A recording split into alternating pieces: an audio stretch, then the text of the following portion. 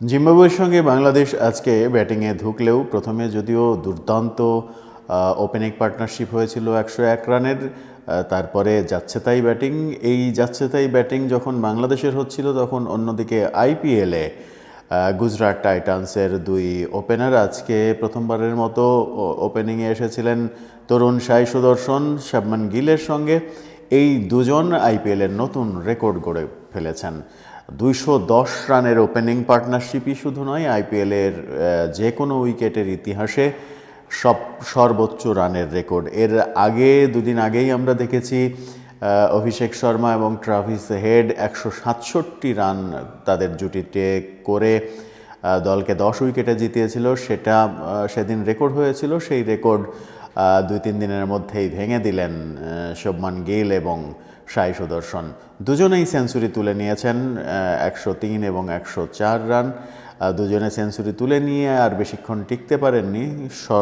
সব শেষে তাদের দলীয় রান হয় 231 রান করেছিল তারা 3 উইকেটে। চেন্নাইয়ের সঙ্গে খেলা গুজরাটের আহমেদাবাদের নরেন্দ্র মোদী স্টেডিয়ামে এই দিন খেলা দেখেছে প্রায় 96,000 দর্শক।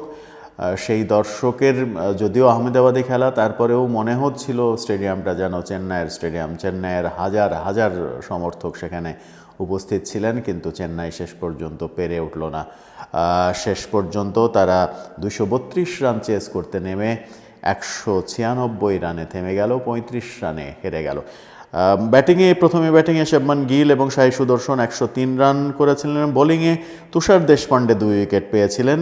এদিকে জবাব দিতে নেমে মাত্র 10 রানেই চেন্নাইয়ের 3 উইকেট চলে যাওয়ার পর তারা কিন্তু ওই ড্যারিল মিচেল এবং মঈন আলীর 109 রানের দুরন্ত পার্টনারশিপে একটা ভালো সূচনা, ভালো একটা কিছুর আভাস দিচ্ছিল, কিন্তু শেষ পর্যন্ত হলো না।